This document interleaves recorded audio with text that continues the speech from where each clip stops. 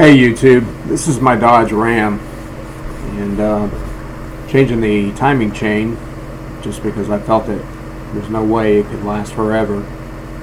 So start out by pulling the radiator, power steering cooler, obviously take your belt and all your accessories loose. Take your Harmonic Balancer bolt out, and I used a impact gun, a little Milwaukee compact impact gun.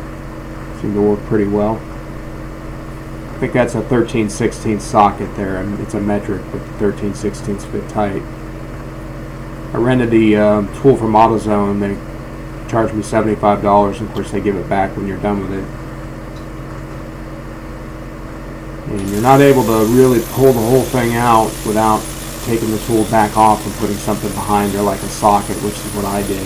So I threaded the crankshaft bolt back into the Harmonic Balancer, just a couple of threads, and then use that to push against. And here's with the tool removed again. You can see the tool is specific to the Chrysler, designed for the Chrysler, and it's got the little features built into the Harmonic Balancer for the special tool.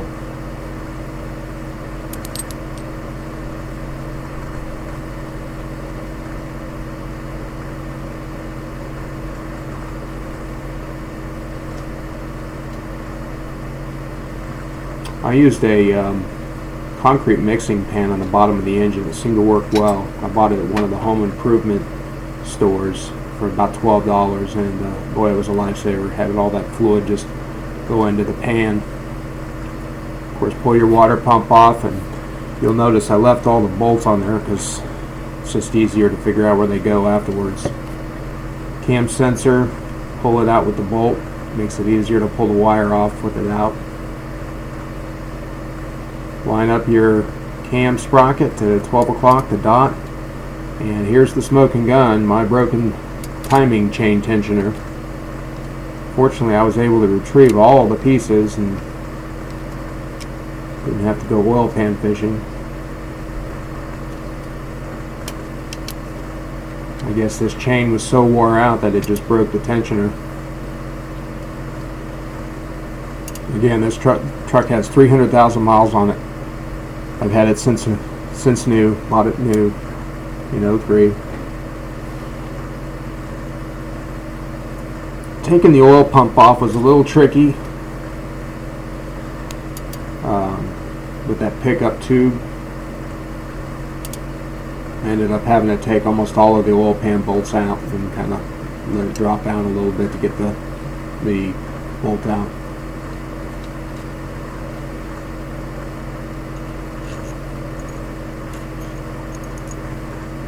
And again, position everything at 12 o'clock on the cam with the top dead center.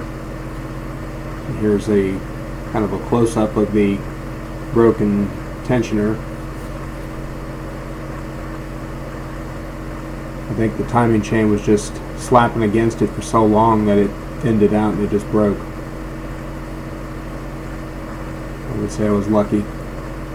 So installation of this is a closed timing gear set I bought off of Rock Auto. And the crank gear can only go on one way. They do have a high performance version that has 3 keyways, but this one's the OEM replacement, and so it's just follow the manual.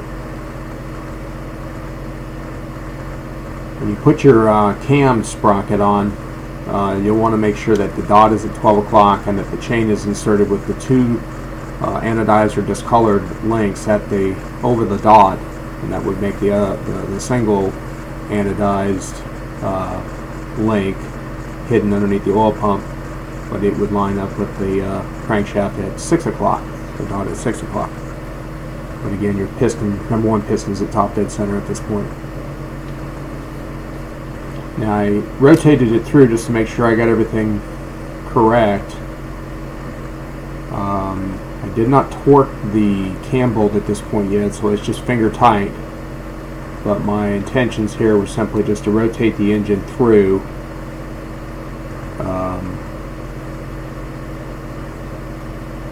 Make sure everything was right, and I went all the way around with it. Of course, you'll make sure you pull your pin out of your tensioner so that it's not the keyway's not left in there when you put your cover back on.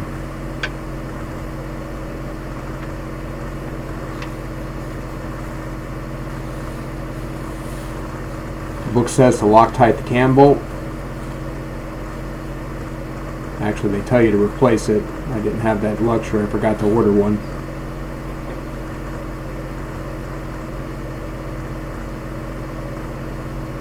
I used a wicking compound 290.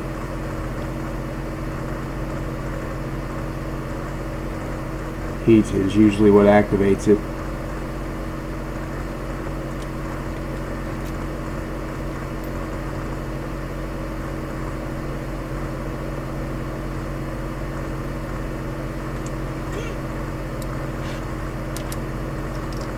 Torque is 35 foot-pounds.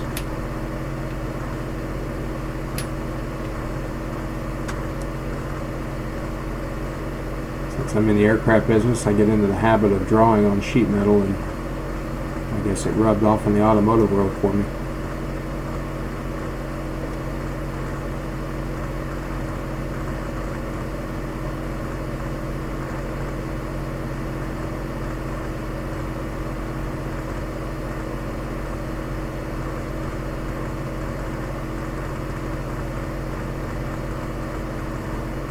Go Kilroy.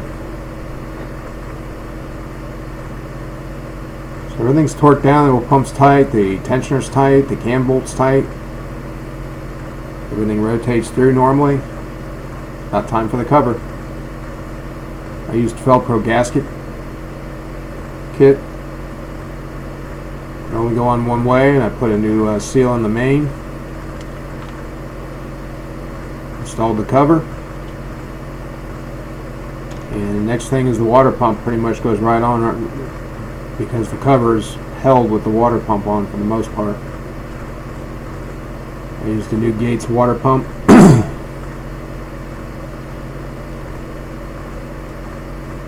In fact, the entire pulleys, all the pulleys I replaced them with, and the tensioner and the belt itself and the upper radiator hose and the lower radiator hose, all is Gates.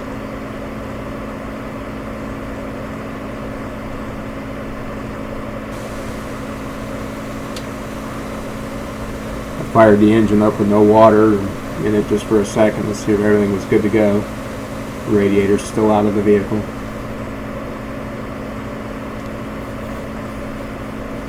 Put it all get back together and let's go for a test drive.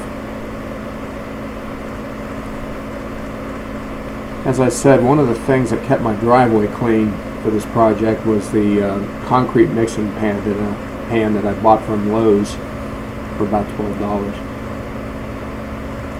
It's a manual transmission vehicle. I guess that's why I've kept it so long, because I can't seem to find another one to replace it. It's manual transmission.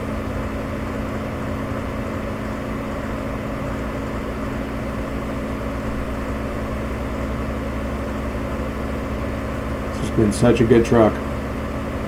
It's never once been towed. Not once. Thanks for watching.